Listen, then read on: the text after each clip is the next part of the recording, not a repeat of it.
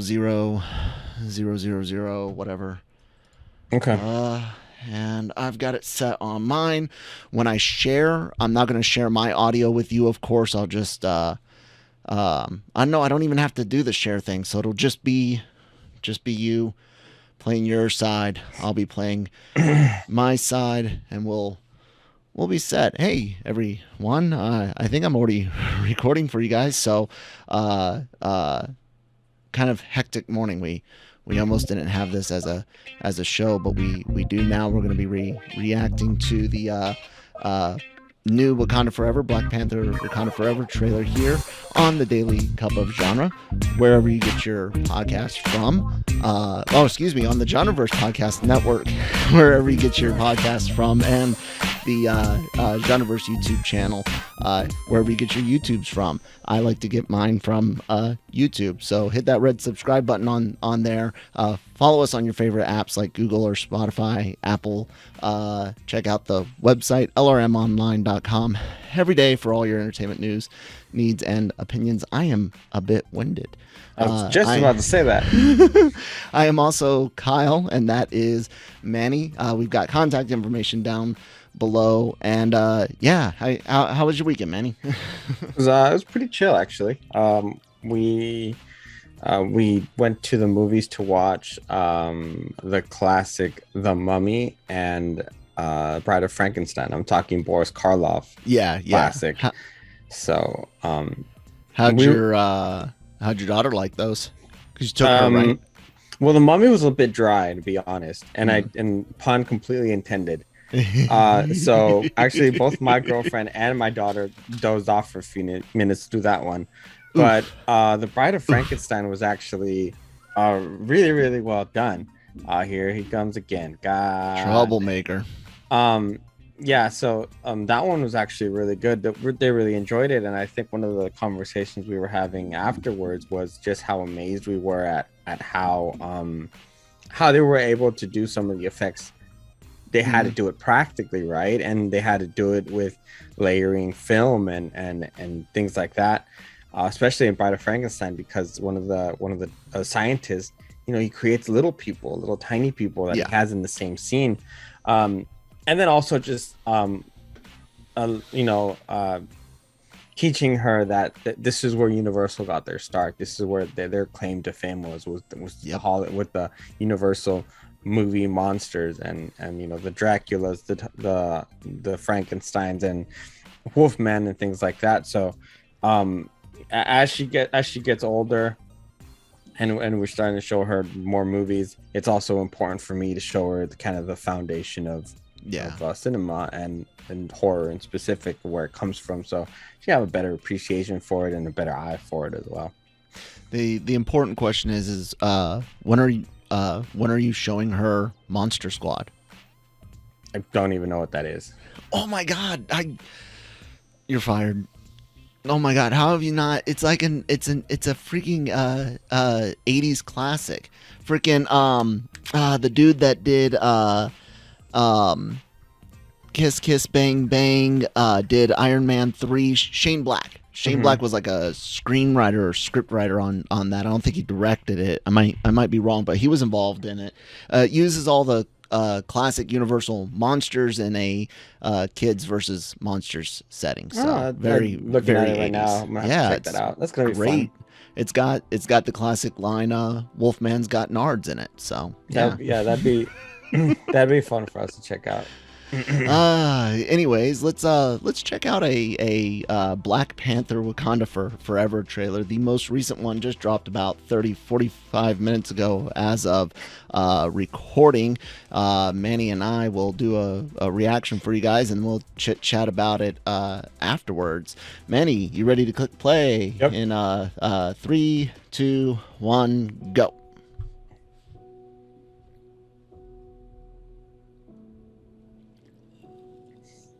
Man, we're really gonna. Yep. This really is what gonna Jonesy. Looking at that funeral and death stuff. That's what Jonesy was seriously concerned about. That's was kind of like exploiting it. Yeah, I mean, if this is this has been this is what they're advertising. The two trailers so far. Mm-hmm.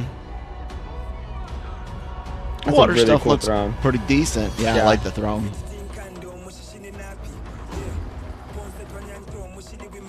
And again, not a lot of dialogue.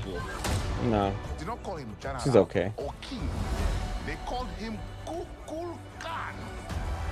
Alright, that's an Aztec name. Has he always been able to fly like that? I don't. He had the wings on his boots. That was a thing. I don't remember if he could fly. I really don't remember. That's weird. You kind of saw someone in a what looked like a Black Panther suit in the window there. We know what you whisper.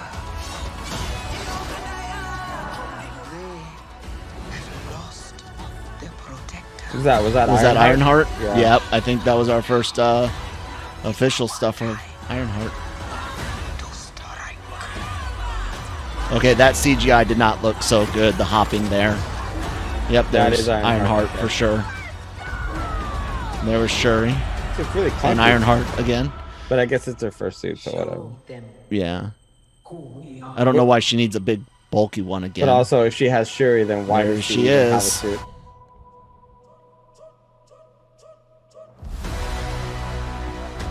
Suit looks all right. Can't really say too much about it. It looks fine. Hold on.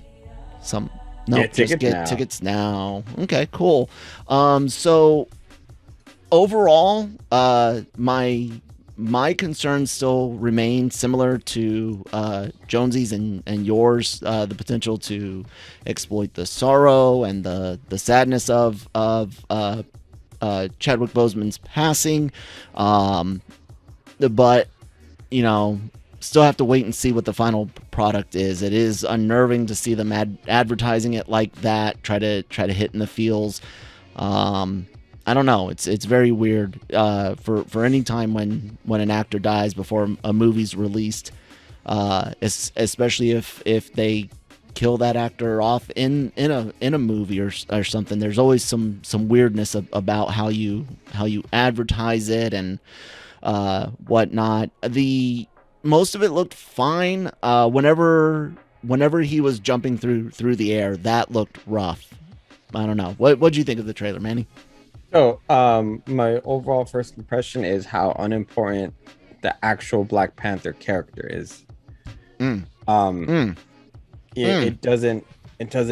seems like there's going to be a whole lot more going on than Black Panther, and it seems like that character, and what I mean by the character is the hero. Sorry, not the character. Right. The hero, doming it seems like it's going to be not necessarily an afterthought, but not one of the main focuses in the film. I loved everything they did with Namor so far, except the flying is just really weird. Let me look that up. I think you mentioned that already. I don't know too much about the actual character, to be honest. So if they're taking some liberties with it or not, I cannot say, because in comic books I never cared for Namor. He did have flight in the comics as well. I knew about the wings on the feet, but did not know whether or not he could actually fly. So yep, that's authentic. Yeah, I'll be honest. The only reason I care about Namor now is because of the heritage switch that they did on him. The shark throne looked really cool. I do feel like this is going to be what I get from this trailer is that the surface world, which is these people with the guns and whatever, all these other people, and I quote unquote surface world is going to be messing with Namor and the underwater world at risk of sparking a bigger war, and it's going to be up to Wakanda to try and almost mitigate that and not let it happen.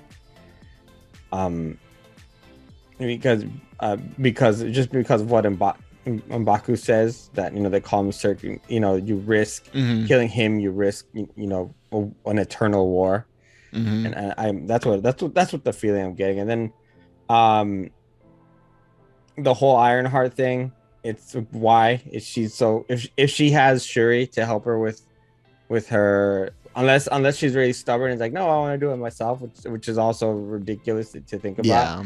Why would is you? it all clunky? Yeah, why is at it first? super clunky? I mean, if I remember the comics, even her first suits were not like Iron Man's first suit. It wasn't like the Mark One all clunky. I might be wrong, but I fairly remember early on in her book she got a pretty sleek suit fairly quickly, if not immediately. With all of the, like you said, Shuri tech, her inspiration by Tony's tech existing, it is kind of weird to see a big bulky suit. Hopefully they've got a good explanation for it over, hey, you remember Tony's first suit? Yeah, it's no one's favorite. Yeah, for a reason. I mean, it served its purpose, but like I said, aren't we supposed to be already ahead of and beyond that? Mhm. But I'm still hoping everything's good. I loved the first Black Panther movie. I thought it was great. Yeah. It's one of the movies I've watched multiple times, even here at home on my physical media. And I hope this is good. I hope it lives up to the legacy. I've got concerns, but yeah. Yeah, the That's how poster that they how I feel released about with it is really cool as well. With the mirroring images of Wakanda, and then the Underwater Empire, which includes some Aztec pyramids. Which again, looking at that image, I am not impressed as far as the Wakanda side. Sorry, that's my sentiment about it. I think that the headdress for Namor looks amazing, as well as some of his people with him. So I look forward to learning a little bit more about them, and just to see what happens with that character. I think it's going to be really, really cool. So excited for Namor. That's about it. Well, because I'm like, Yeah. Okay, so Can't fault you in that. So what are we doing with Black Panther going forward? Because if we're going to keep it this way for an Avengers style movie, we're making the female Avengers team.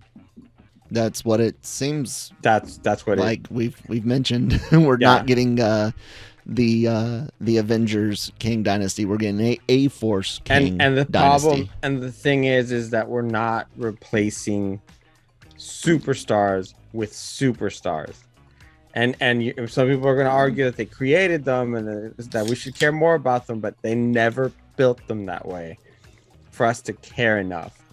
I mean, seriously, we're talking Robert Downey Jr., Chris Evans.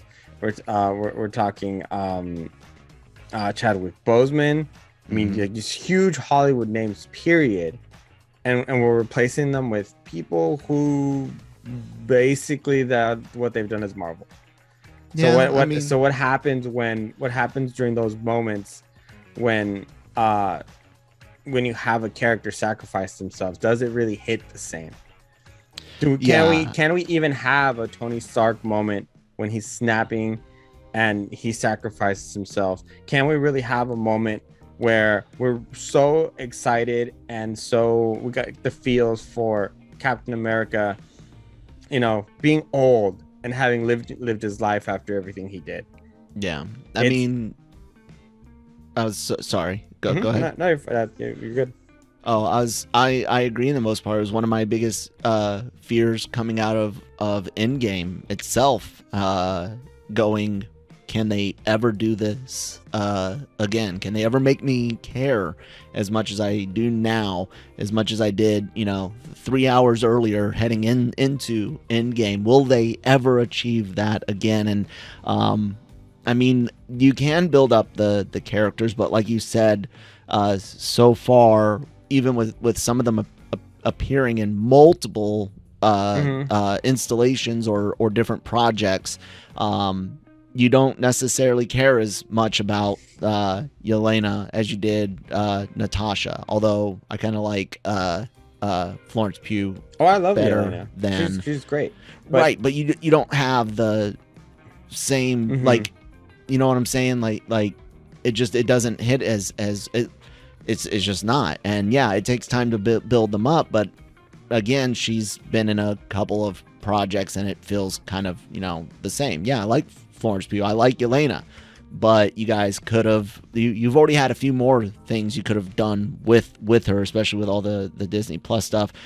Shuri, you and I have mentioned before, fine actress, did a good job in the character, but neither one of us have seen anything that said she could carry a film as the lead. So there's concern there. I worry about Cassie and Hope being, like, does Scott die in Quantum Mania or get nerfed or sidelined somehow? And Cassie and Hope are the future. Hope has actually gotten some decent screen time in her two Ant-Man outings. So she's got a little bit more development than some. I don't want to even talk about She-Hulk. And yes, I know there are male characters, but we're talking specifically about the kind of trend of it leading to female. So I think Sam's Captain a great Marvel. Job for the male side, but yeah, as well, Miss Marvel and Captain Marvel and all of that. We'll have to see, man. They haven't made me care enough, and part of it is mediocre shows, and part of it is.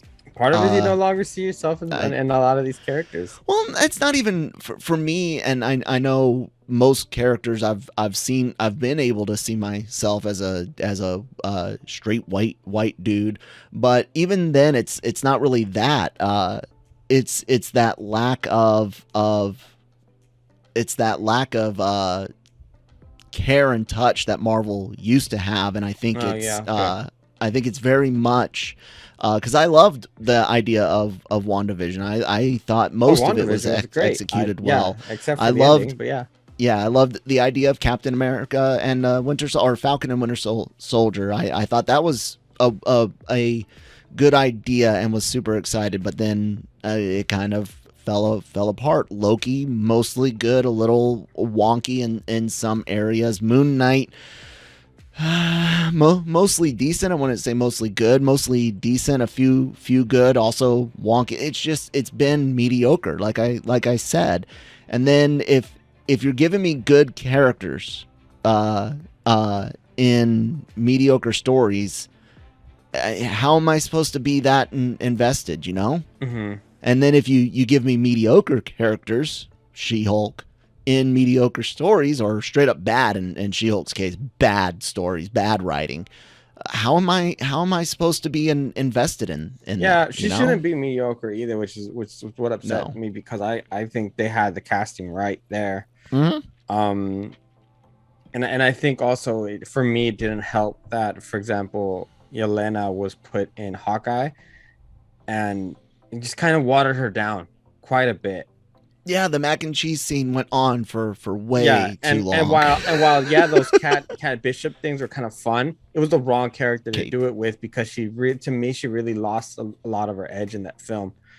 But yeah, it's just there. It's so it's so I don't know.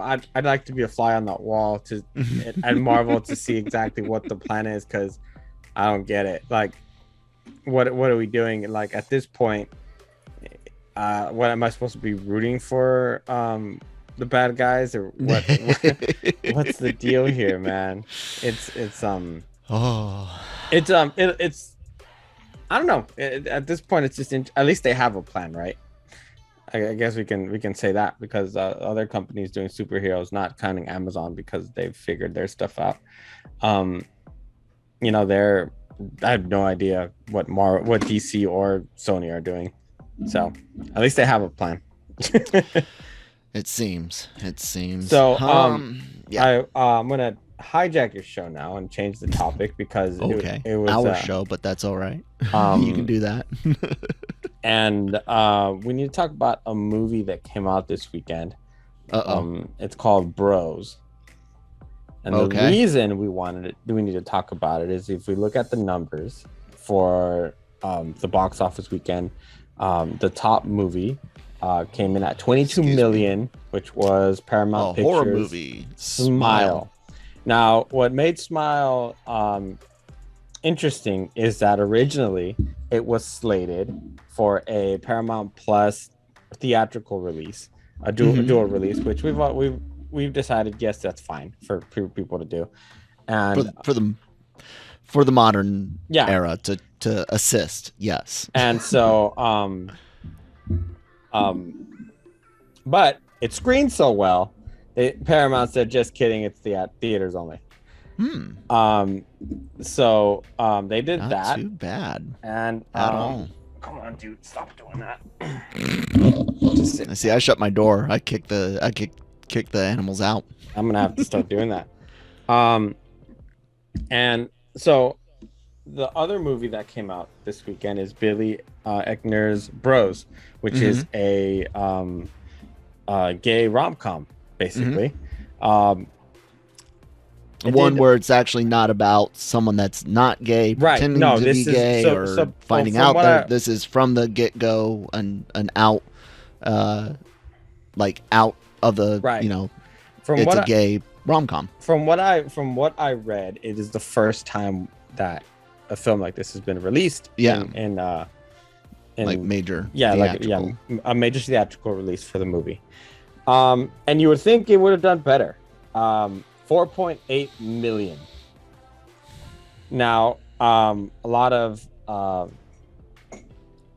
blame is being put on. Okay, dude. Sorry, but you gotta go. Me and you.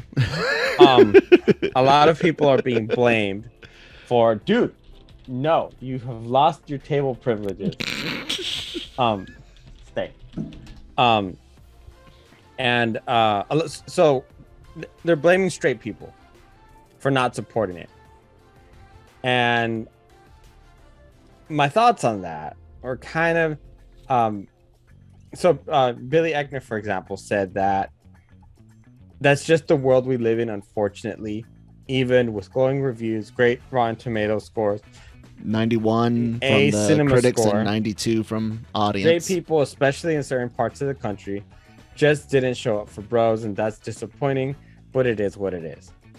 And part of me is saying, well, you might be right to a certain percentage. Rom-coms just don't do very well.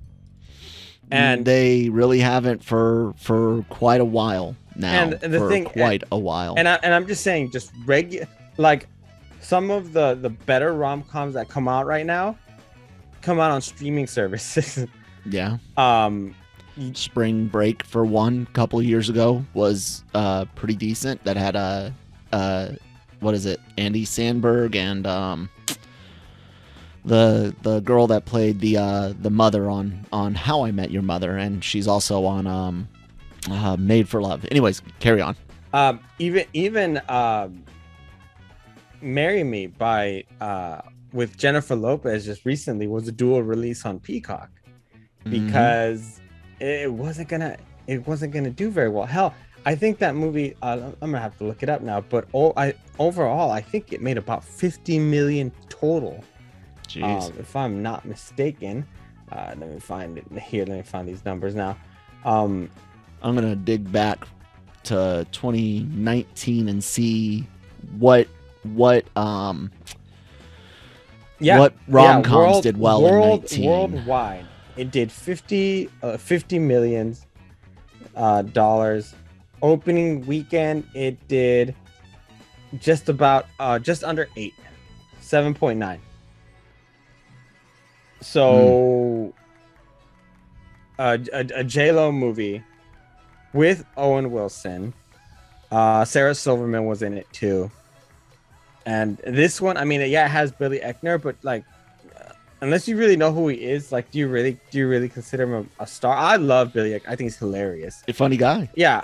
As a matter of fact, I do plan on seeing this. I just didn't have the time this weekend with my daughter. There were no big rom-coms anywhere in 2019. I'm on 2018 now. They were I on should streaming. I know transition and because show I this. covered a bunch of them for the site. Well, that's not a rom-com. That's a drama. Star is Born. That's just romance drama. Crazy Rich Asians was the last top 20 rom-com, and it was 2018. It made $174 million total. Domestically, worldwide, 238, and its opening weekend was 26. That's a different time though. Yeah, that's what I'm saying. Like it's been a while since rom-coms did anything, and that's 2018. Let's keep talking. What else were you gonna say? So go back some. So what I'm saying is,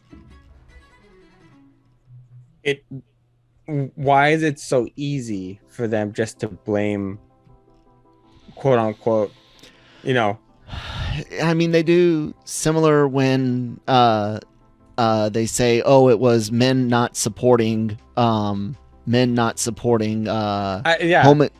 Again in 2017 was number 92, and it only made 27 million total. So yeah, rom-coms have been on the outs for the most part in theaters anyways. They do the same thing with the Sorry, go ahead. Yeah, and then the other thing is, there are parts of this country that have very, very traditional values. Yeah. And then so you're cutting off your market there. And rom-coms specifically, you're not taking your kids to it. So you're cutting cutting those off. So I mean, and then just also with gas going through the roof again this weekend, it just happened to happen. What I don't know what you expect. I think that 4.8 I think they were forecasting 8 million. But this is a movie that should have been released on streaming. This is not a box office hit. Like all you did right now is whine about it. If it's a great movie or not. Well, that's kind of the point, Manny, is I mean, everyone says that the population count is off, that there's still a lot of people that are not out, but in general it's considered to be the LGBT community is considered somewhere around 5% of the population. Now, that does not mean, because of course gay, lesbian, bisexual people have been consuming straight content for a long time. It doesn't mean that straight people can't consume something following a gay relationship. Boy love is something that is huge in anime and manga. I mean, massive. The yaoi genre is huge, okay? And half the time they don't even necessarily actually date or do anything because it'll be just like a straight romantic anime where the goal is to hold hands and almost kiss at the fireworks festival at the end of the series, right? 13 episodes in. That's what anime does, but it's huge. Like, oh my God, is it huge? Even Christine's watched a few yaoi projects. So I don't necessarily think it's all just, straight people refuse to see it, because if it's good, there will be an audience. With that in mind, you do have to, like you said, take into account to what your market is. If you don't cast a big enough net, can you catch that general audience? And rom-coms aren't a big net in and of themselves in general, and they're not a big net these days. But even at 5%, and if you just take out the chunk of straight men and leave females who might be, at least from what I can see in the anime community, females are more receptive to gay content than the average straight dude, I guess, if I'm making sense. Who kept them from seeing the movie? That's what I'm basically saying. There's an audience out there. No one's keeping anyone from seeing the movie. There was 250 plus certified audience scores on Rotten Tomatoes. I mean, most big movies have way more than that. I don't know what to say to people. it's not. Unless someone is out there saying, I'm not going to watch two dudes kissing on screen, unless they're saying that, you cannot blame that for someone not seeing your movie. It's either a good movie or it's not. It either appeals to a wide audience or it doesn't. You can't just assume, especially like I said, when there is an audience out there that is not gay men, and it might not even just be women, but there is an audience out there looking for gay romance. There is. It happens. I don't know why people aren't seeing it, unless it's just not a good movie and it's not the type of movie to put in theaters these days. I just don't even think it's not even a matter of it being a good movie. It's just placed at the wrong time. Everyone right now, especially first weekend in October, is like diehard set on horror films. Yeah.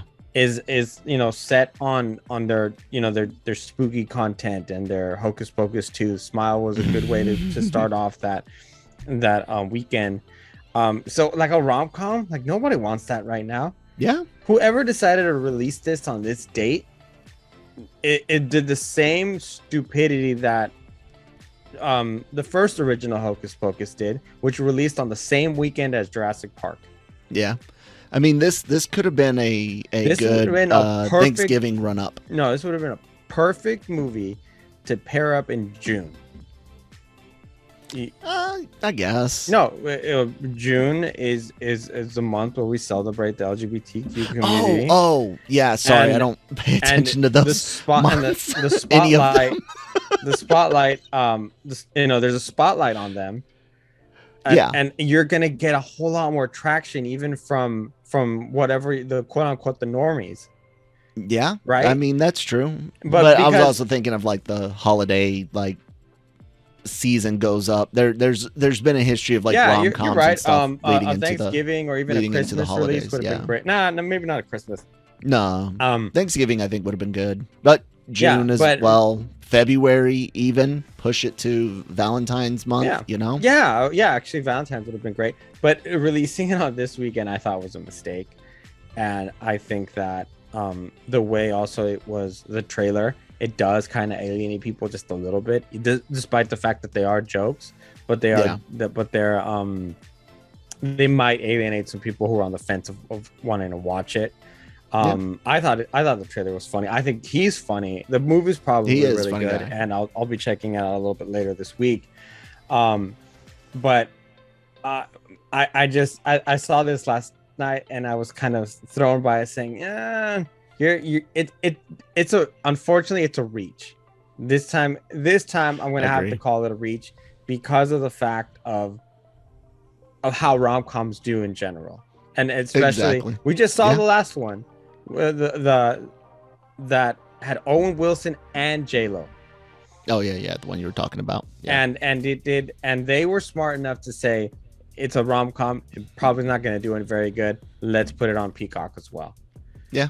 And overall, it did double of the opening weekend, but it had that star power of J-Lo. There were so many people who were like, "We're going to go see it because J-Lo's in it." Because it reminded them of the Maids in Manhattan and the Wedding Planner and things of that nature of earlier days when rom-coms were quite the big thing in theaters. I just hate when people do this, and I see it more and more and more. We see it now with Marvel, where She-Hulk's not very good. Oh, you guys hate women. Yeah. It's like, no, man, this is the writing is crap. I mean, a gal does hate men, and that can get annoying to hear 9 weeks in a row how awful your relationships were or are or whatever your point of view you're writing from. But I don't hate females. I mean, I'm married to one. I hate the writing. I hate your writing. Yeah, and not then, just because the dead horse, everything else included. And then the same thing happened with Star Wars just a couple of months earlier. The character wasn't well received. You guys must be right. Okay, there were some. Yeah, were some. There were some, which I still don't understand. in this day and age. 2020. We're in the 20s, people. Yeah. We got So weird to way say bigger that. problems than that.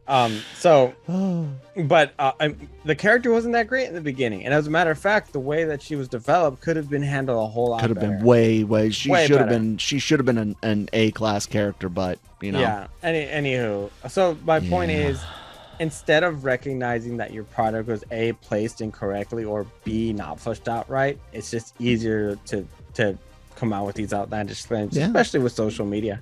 And then you're gonna have that same 2% of America backing you up when you think that that's the entire representation of the country. Twitter is a bubble. Yes, it is a very small bubble. Your Twitter is an even smaller bubble than Twitter in general. I hate to tell you guys this. I hate to remind everyone this, but there's almost 8 billion human beings on this planet. And there are nearly 500 million in the North American continent alone.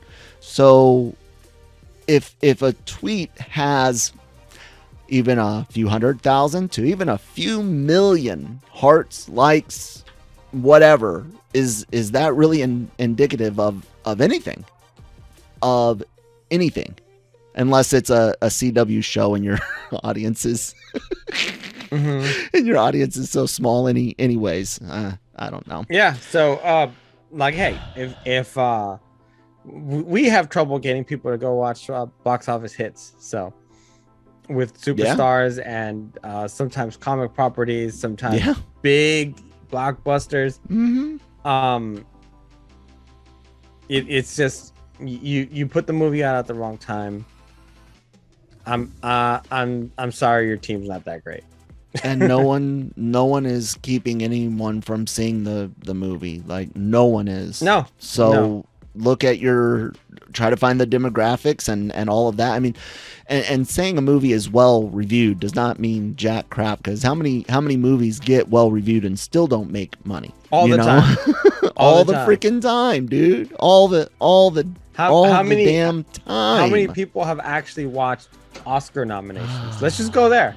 Yeah, that's a good one. Most of the time, that list of Oscar nominees or Oscar potential films, whatever, it's always I've never seen that. I've never heard of that. To this day, how many people have watched No Country for Old Men? I know a few. Or The Shape of Water. I know a few. Or a few. You know a few, but you're in the know of it all. You literally. Shape of Water is a weird movie. I like Guillermo del Toro. Absolutely love it. Yeah. But that one was a bit weird. Yes, absolutely weird. I agree. Stop it. Just told you no. So we've talked about it. Unless you have like a Spider-Man, a Jurassic World. Yeah. Ain't nobody going to the theaters as much. Or if you make a sequel, you actually use the original character, Top Gun Maverick versus Ghostbusters Afterlife. So yeah. Anyways, I think we've spent enough time on that one for the day. I had one other thing I had wanted to talk about, but we might have to save it for another day. While HBO Max has been deleting things and writing stuff off, a lot of animation shows have been disappearing, and all of a sudden people are realizing that the digital market is not as reliable as they once thought, because hey, since HBO Max is ending this series, not just ending it like we're canceling it, but they're writing it off. They don't want to sell it anymore. Yep. People have lost access to it in their like Amazon Prime, like how PlayStation users lost content when Sony shut down their movies and stuff on the PlayStation Store. Guys, and this is not a reason to start going out and committing piracy, breaking the law. I understand the situation. I get it. I do. It sucks.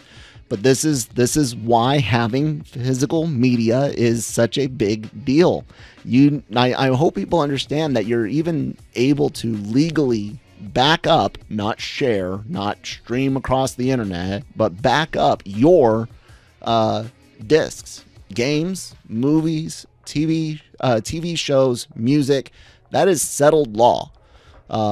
You can back up your stuff that you have physically purchased, and if you're smart, you'll store an image of your disc on your computer, and you will have your backup disc and then your regular play disc. And that way, if something bad happens, you've got backup. If the internet goes down, if the network server or the service provider shuts down, whatever, about 80 some odd % of my catalog I still have.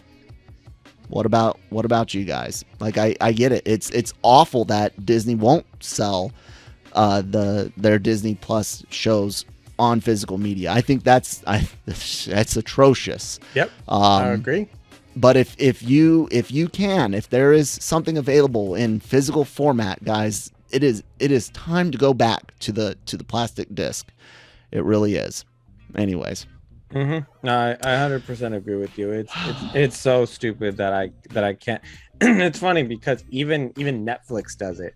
Mm-hmm. They Put give it out you on. Yep. and so does Amazon. They're so keen on making sure that you're. I mean, and nobody's getting rid of Disney Plus. So I don't understand why this is a thing. Could Final Space still be around if it had been sold on physical media more? I don't even know what that is. It's an animated show, like a Rick and Morty clone type thing. It's got a very dedicated audience, but it's one of those ones that was on like Adult Swim, and then off to I think it was Adult Swim, and then off to HBO Max, and it just guys, physical medium. Anyways, ready to wrap it up today, Manny? Yep. All right, guys, check out lrmonline.com every day for all entertainment news, needs, opinions, written articles, and reviews. Celebrity interviews also available on the LRM YouTube channel. Genreverse podcasts go up on YouTube in video format, along with genre shot trailer reactions whenever they're not done as part of the Daily Cup of Genre. Anime Versal reviews as reactions, otherwise known as AVR Squared. And some gaming streams. We just finished up Violet Evergarden, the TV series. Christine and I are taking a break. We're going to watch some raunchy, ecchi ridiculousness, and come back and finish up Violet Evergarden's movie and OVA at a later time. All of the podcasts, like the review of The Rings, covering The Rings of Power, Marvel Multiverse Mayhem, covering She-Hulk, the Cantina doing Andor, Breaking Geek does like we do, but long form and on Fridays, AVR doing Spy Family, and upcoming Chainsaw Man next week. A lot of great content for you guys out there, so give us a follow. I'm at that Kyle Malone on Twitter if you want to see horrible takes on, well, anything and everything. Sure, we've also got a Discord link in the description box below. Manny, where can people find you at, and whatever else you want to say? They can find me at Manny Gomez Media on Twitter, and at riddlemevis_510 on Instagram. And yeah, you can find me either at work or at the movie theaters. That's about it. All right, guys, we'll see you next time. Bye.